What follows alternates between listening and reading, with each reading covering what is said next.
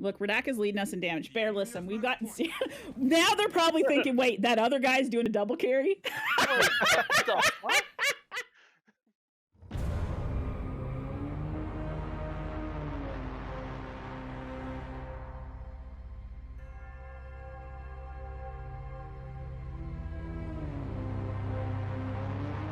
Guys, I got some news. Trials needs me, and chances are, if you're watching this video, Trials also needs you. I'm pStabs. I'm a bottom 20% player in the Crucible, and I have a 0.34 KD in Trials. And yes, Trials still needs me. It simply needs me to play it. It's no secret that the player base for Trials has been suffering for a while now. It's plagued with lag and cheaters and worse, sweats. Generally speaking, the Trials population sees a increase at the beginning of the season, but then it drops off and it stays low for the balance. It is super clear at this point that Bungie needs to do something to prevent the Trials population from drowning in a pool of its own ass sweat. So how do we get average and below average players into Trials? I mean, Trials is an endgame pinnacle PvP activity, and by its nature, it's not for everyone, but it desperately needs players to even stay playable at this point. There are two things that make a player like me interested in doing an activity in Destiny. One is loot, and the second is the matchmaking. So let's start off with loot. This is a looter shooter. I expect loot. I chase loot and triumphs and will mindlessly grind bounties in lost sectors and nightfalls for gear and weapons.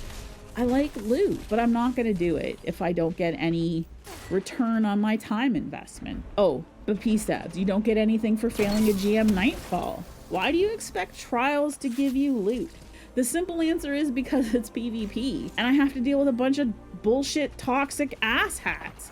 I have to deal with getting bagged and emoted on, and I have to deal with the type of player that tweets at community managers and calls people pussies. I want salt loot for that. But I want to be clear here. I'm not saying that I should get all of the loot. Flawless loot should be out of reach for a player like me. Those adept weapons and mods, I shouldn't have them yet. I haven't earned them. However, giving me a bounty for the 3-win loot is totally something I'm down for, especially if the loot is good. I can get loot for either winning 3 times or losing 10 times. Deal. I'll lose 10 times for some loot. I'll even pull out all of my other characters and lose on them too so that I can get it 3 times. But that only keeps me in the playlist for a few hours on a Saturday night. A big deal. How do you get me to stay in there longer? I think offering another bounty for the 5 loot win would also be good. Maybe make it have a couple steps to it, make it a little harder, so that if I'm willing to push through the pain and stay a little longer in the playlist, I get a little bit more loot for it. The first weekend of this season, the 3-win or 10 loss bounty was for the Messenger. A pulse rifle that is basically Redrick's broadsword. It is very good loot, and I played Trials for it. In fact, I streamed Trials for the very first time, and I helped 4 people from my community get that gun. Go me.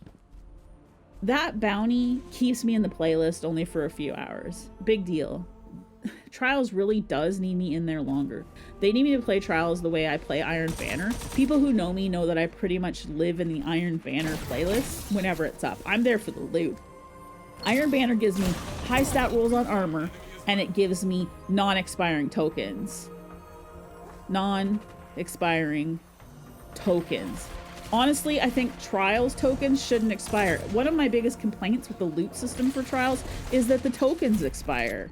Like, why? The biggest thing, in my opinion, that Bungie needs to add to the loot distribution for Trials to keep players like me interested and to keep us in the playlist longer is the non-expiring tokens, handed out in the same quantities as Iron Banner tokens. Right now, you get 5 tokens per win and 2 for a loss in Iron Banner. For every 20 Iron Banner tokens you turn in, you get 1 engram, which drops Iron Banner weapons and Iron Banner armor. Why can't we do the same thing for Trials? I really don't understand what the harm is.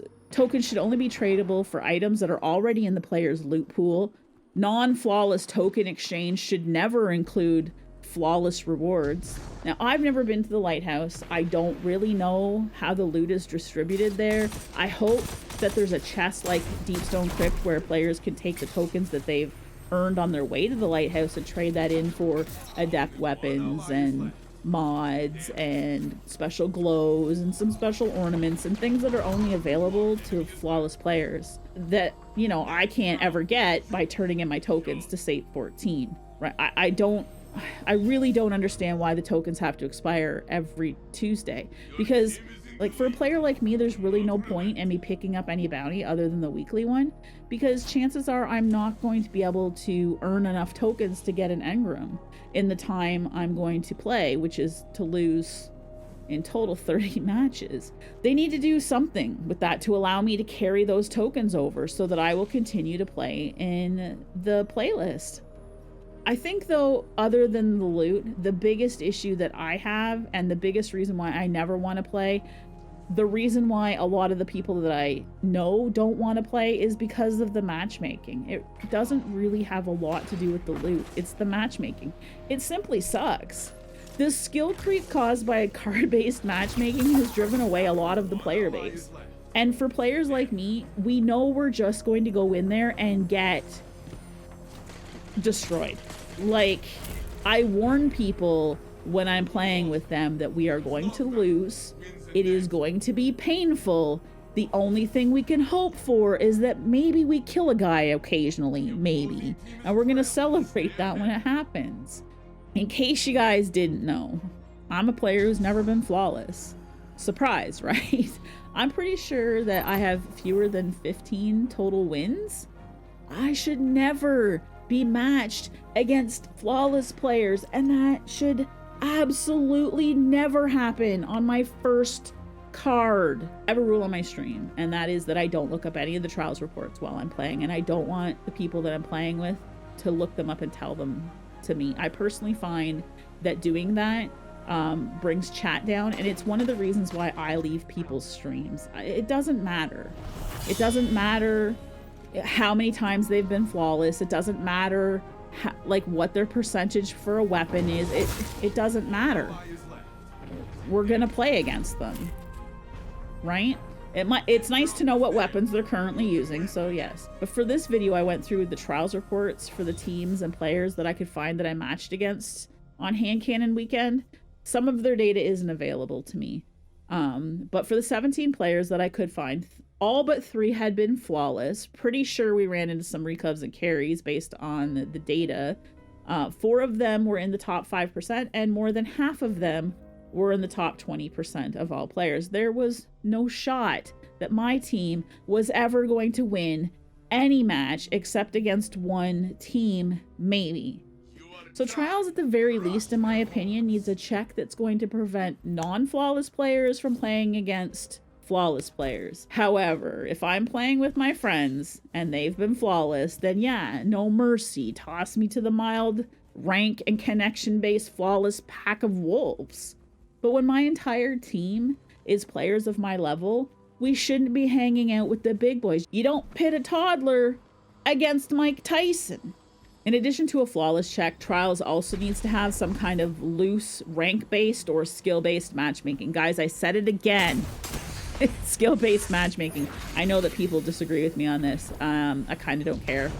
My opinion is my opinion. It needs something that's going to allow the below-average players to face off against the average players, and the average players to face off against the above-average players, and then the above-average players to face off against the really super, super good players.